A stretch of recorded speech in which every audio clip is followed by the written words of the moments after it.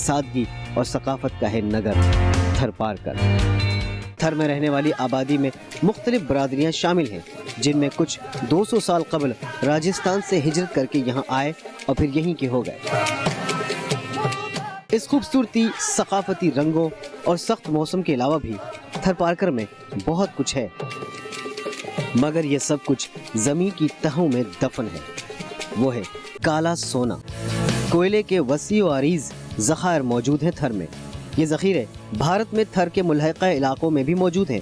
اگر بجلی کی طلب میں اسی طرح اضافہ ہوتا رہا تو سن 2032-33 تک بجلی کی طلب 1.5 لاکھ میگا واٹس تک پہنچ سکتی ہے۔ یہ پروجیکٹ جو ہے 90s میں دریافت ہوا تھا، اس کے بعد between federal government and the provincial government اس کی ایک تو فیزیبلٹی ہوتی رہی، اور دوسرا یہ تھا کہ یہ کس کے کنٹرول میں پروجیکٹ ہے، یہ کس کی اونرشپ ہے پروجیکٹ۔ اس پہ کافی دن جھگڑا چلتا رہا، پھر 1 یا 2 سیریس پارٹیز ادھر آئیں، لیکن وہ ہماری سیاست کی نظر ہو گئیں، اور پھر اس کے بعد جب آگے بات بڑھی اور جا کے 2008-2009 میں جا کر یہ فیصلہ ہوا کہ یہ پروونشل سبجیکٹ ہے مائنز اینڈ منرل کا، اور اس کے بعد جب یہ سندھ گورنمنٹ کو مل گیا تو سندھ گورنمنٹ نے اس پہ بیٹھ کر ایک انٹرنیشنل کمپیٹیٹیو بڈنگ کی کہ ہمیں یہ پروجیکٹ کرنا چاہیے۔ میرے خیال میں یہ بہت اچھا فیصلہ تھا کہ سندھ گورنمنٹ نے فیصلہ کیا تھا کہ یہ پروجیکٹ ان سے نہیں ہو سکتا، ان کو کوئی نہ کوئی پرائیویٹ کمپنی چاہیے ہوگی۔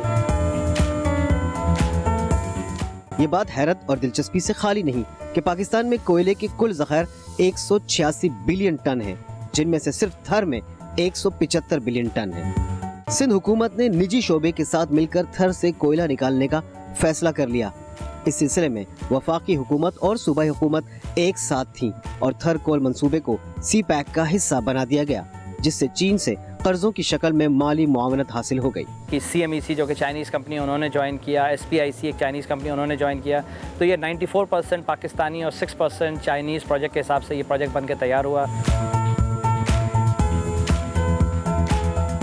اس سلسلے میں مختلف نجی، ملکی اور غیر ملکی کمپنیوں سے معاہدے کیے گئے اور کام کا آغاز کر دیا گیا۔ اس وقت پاکستان کے پاس کول ریزروز تقریباً 186 بلین ٹنز ہے، اس میں سے تھر میں 175 ہے جو دنیا کا 7th لارجسٹ کول ریزروائر ہے۔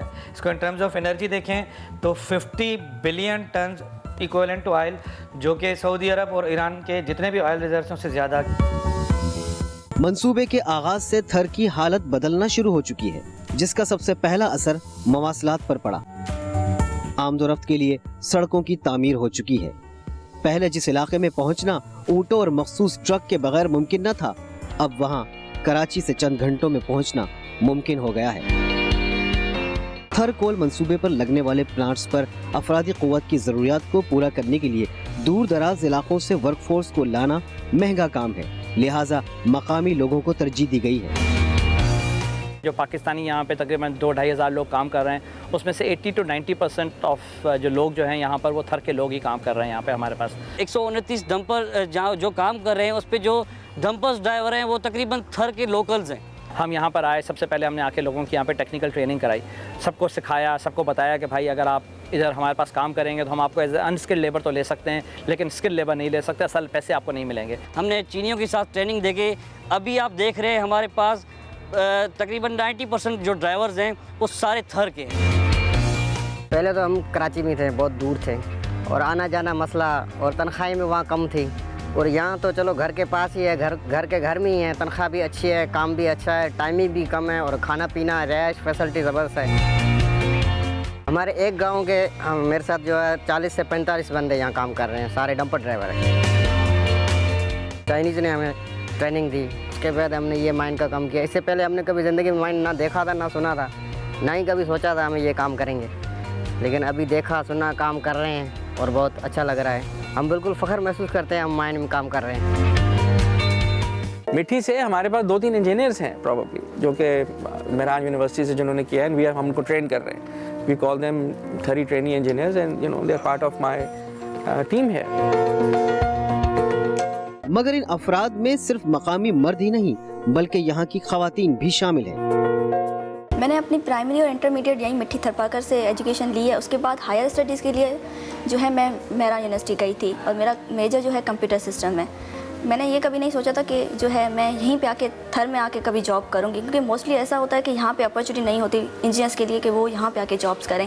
مگر ہر تھری عورت اتنی خوش قسمت نہیں جو تعلیم کے زیور سے آراستہ ہو یا جسے اسکول جانے کا موقع ملا ہو، کیونکہ کیونکہ یہاں کے مخصوص کلچر کے باعث خواتین صرف گھریلو کاموں تک محدود ہیں، جیسے دور دراز علاقوں سے پانی لانا اور مویشیوں کی دیکھ بھال کرنا۔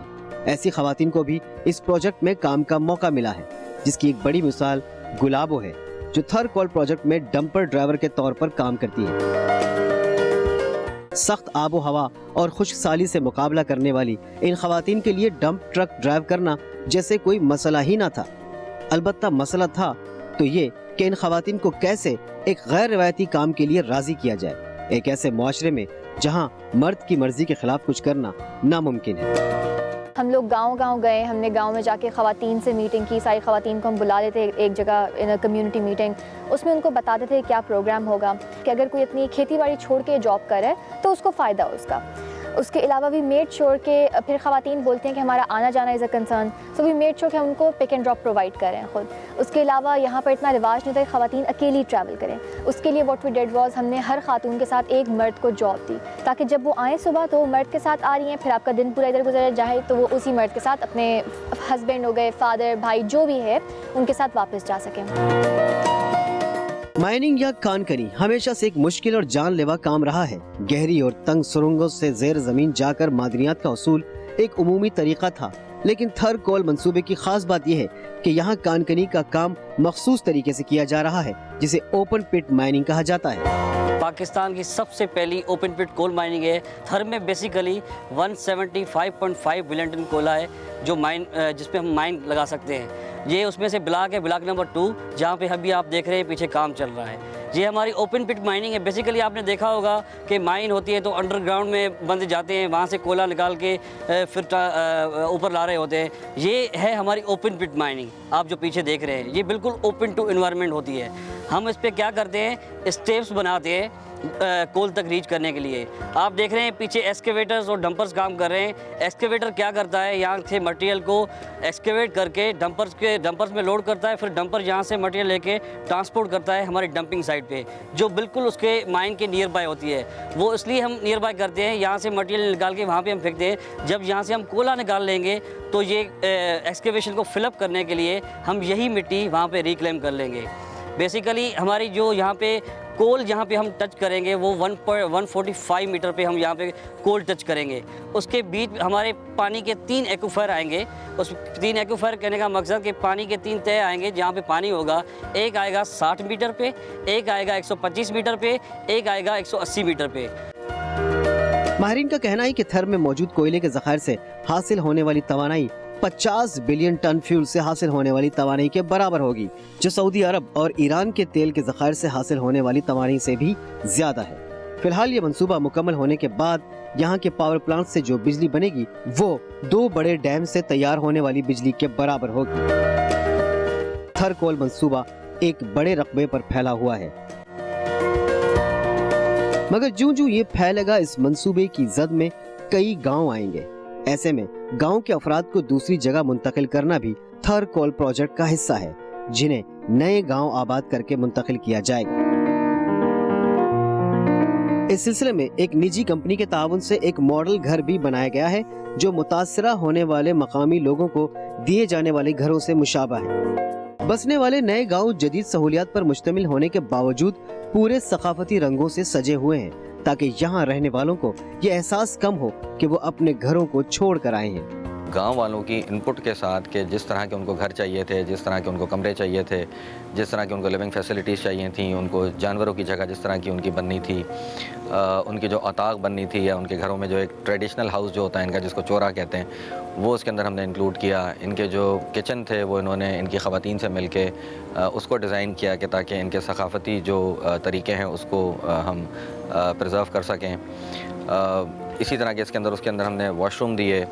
پھر ان کے پورا ایک گھر جو ہے وہ 1130 گز کے اوپر ہم نے اس کو ڈیزائن کیا، جو کہ یہاں پہ ایک فیملی جو کہ ایک شادی شدہ فیملی ہے ان کو ایک گھر ملے گا۔ بلا شبہ تھر کول منصوبہ ملک میں نہ صرف توانائی کی کمی کو پورا کرے گا بلکہ ملک کی معیشت کو بھی سہارا ملے گا۔ ترقی ہر انسان اور ہر علاقے کا حق ہے، اور اس بات کا غالب امکان نظر آتا ہے کہ تھر کول پروجیکٹ سے تھر پاکر کو اس کا حق ملنے جا رہا ہے۔ علاقے میں کتنے ہی پروجیکٹس لگیں، کتنے ہی ترقیاتی کام ہوں، مگر اس بات کا ضرور خیال ہونا چاہیے کہ تھر کے خوبصورت رنگ یہاں کی جنگلی حیات متاثر نہ ہو. قدرتی حسن سے مالا مال سر سنگیت کی زمین کا چہرہ نہ کملائے اور سندھ کی یہ جاگتی ثقافت ہمیشہ اپنے اصل رنگ میں نظر آئے.